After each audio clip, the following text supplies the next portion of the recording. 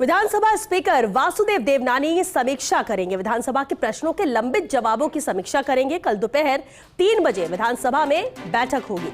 मुख्य सचिव सहित सभी विभागों के एसीएस, प्रमुख सचिव व सचिव मौजूद रहेंगे। विधानसभा प्रश्नों के जवाबों के लंबित प्रकरणों के निस्तारण पर चर्चा करेंगे।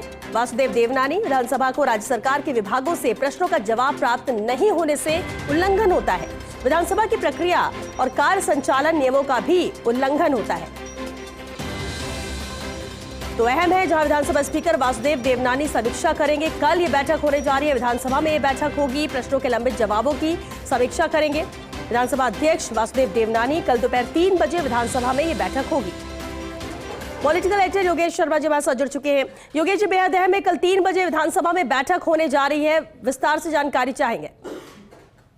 देखिए श्वेता, ये बहुत ही अहम है कि विधानसभा के यहाँ पर जो प्रश्न पूछे जाते हैं फ्लोर पर और फिर उनका जवाब सरकारी विभागों को देना होता है, तय समय पर देना होता है। वो जब तय समय पर जवाब नहीं आते तो निश्चित तौर पर विधानसभा की साख का सवाल हो जाता है। विधानसभा अध्यक्ष वासुदेव देवनानी ने बड़ी पहल की है और उन्होंने विधानसभा अध्यक्ष बनने के बाद मुख्य सचिव के साथ बैठक की थी। फिर उसके बाद सभी विभागों के एसीएस के साथ वो बैठे थे और उन्होंने सख्त लहजे में कहा था कि विधानसभा की सर्वोपरि है और कार्यपालिका को जवाबदेह रहना होगा विधानसभा के प्रति।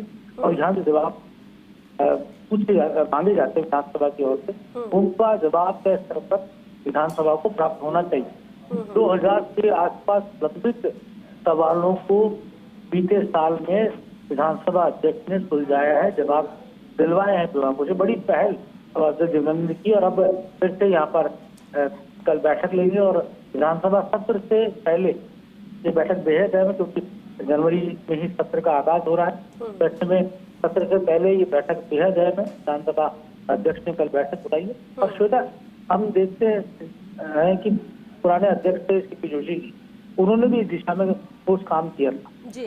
और अब उससे 2 कदम आगे बढ़ते हुए वासुदेव देवनानी भी इस दिशा में काम कर रहे हैं क्योंकि अगर सवाल समय पे नहीं आते तो आप मान के चलिए विधानसभा के तो साथ का प्रश्न होता ही है, लाखों रुपए का अपव्यय भी होता है और जनहित से जुड़े जो सवाल है उनका अगर जवाब नहीं आता तो ये जनप्रतिनिधि की अपनी निर्वाचन क्षेत्र के प्रति जो कर्तव्य परायणता या उसके दायित्व का बोध है उसका भी एक नुकसान होता है और उसके सवाल का महत्व विभाग नहीं समझ रहा। ये भी अपने आप में बड़ा लैप्स होता है, एक बड़ी सरकारी त्रुटि होती है और सुधांशु पंत बहुत गंभीरता के इस पूरे मसले पर उन्होंने सभी अधिकारियों को निर्देश दिए और एक तालमेल बैठाने का उन्होंने प्रयास किया कि जल्द से जल्द सवालों के जवाब मिले और सवाल किस तरह से पूछे जाने हैं विधानसभा के अंदर उसको लेकर भी एक रचनात्मक काम किया जा रहा है। योगेश, इस तरह की समीक्षा बैठक क्या पहले भी विधानसभा स्पीकर की तरफ से की जा चुकी है या ये भी नवाचार है वासुदेव देवनानी का? नहीं, विधानसभा अध्यक्ष देवनानी ने अपने कार्यकाल को संभालने के वक्त की शुरुआती दौर में उन्होंने इस तरह की बैठकें की थी और ये उसी कड़ी का हिस्सा है जी। और माना यही जाना चाहिए कि विधानसभा अध्यक्ष की बैठक का मकसद यही है कि विधानसभा अभी सत्र शुरू होगा, फिर से वही कवायद शुरू होगी और बहुत सारी बातें होती है जिनमें सुधार की आवश्यकता होती है।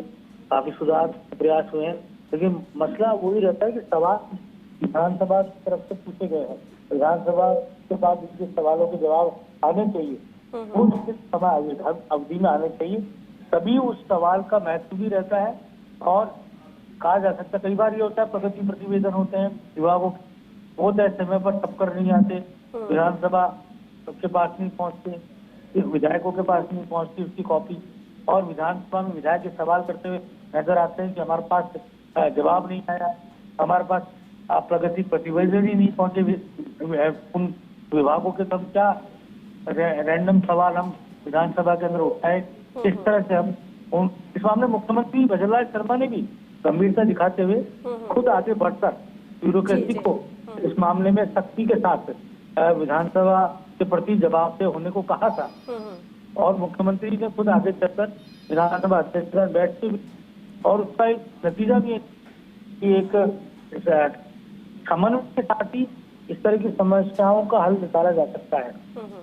हो सकता है टेक्निकल कई बार फॉल्ट रहते हैं, जवाब देने में भी कई बार कोई कोताही बरतने के पीछे भी कई तरह की तकनीकी विसंगतियां रहती है। इस तरह से उनको दूर किया जाना चाहिए, उस दिशा में भी कदम उठाए गए। लेकिन जो जवाबदेही है विधानसभा की स्वीकार्यता है और प्रदेश की सबसे बड़ी पंचायत के प्रति जो मॉरल ड्यूटी ब्यूरोक्रेसी की होनी चाहिए, उसको निभाने की दिशा में कार्य होना चाहिए। और कार्यपालिका और विधायिका मिलकर अगर सामंजस्य के साथ काम करते हैं तो उसका असर जनता से जुड़े कामों पर होता है, डेवलपमेंट पर होता है, इंफ्रास्ट्रक्चर पर होता है। जो भजनलाल शर्मा जो सोच लेकर चल रहा है वो तभी पूरी हो पाएगी जब सामंजस्य के साथ काम। चलिए, बिल्कुल, बहुत शुक्रिया योगेश इस पूरी जानकारी के लिए।